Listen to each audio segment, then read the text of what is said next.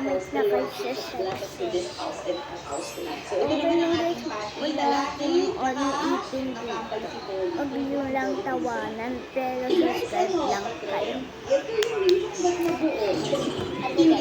Gagawa tayo na. December kasi live kami ng live. Kami may Happy Cup DIY. Kasi po, Tipoli, napakahilig sa Happy Cup Scramble. Lagi kami nag-scramble. Ito nang bigyan ni Kuya Ruby sa akin. Bakit? Nung nalaman niya naka-solar ako, i-charge siya ng kanyang electric vehicle dito. Diba? And then, of course, safety first, car escape.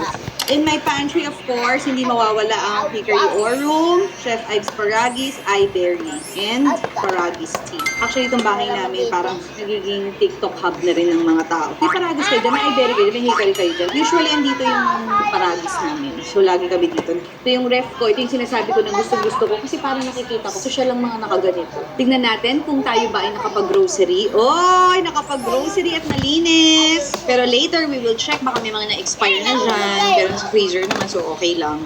Okay na tayo. Ano mga non-negotiable natin? Sa isahin natin. Art, sofa, ref, and aking red nubs. Wool. Diyan ako talaga nag-ingest. So, talagang yun tayo ng pagkaparang yung budget natin talagang hindi namin kailangan. Hindi ko talaga dahil bata pa lang ako yung mga gusto ko makita sa bahay ko.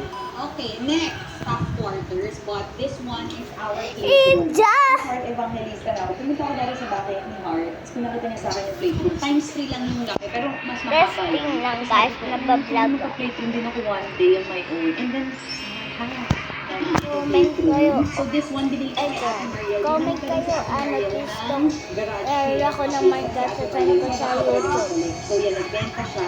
Nung nakita ko pa lang, first posting pa lang yung story. Okay guys, Sabi ko, Ate Mariel, ngayon, gusto ko yan. stop na. See you apart to area ko ng Minecraft. And what's nice with Ate Mariel, sabi niya, meron na rin akong gift sa'yo. How smart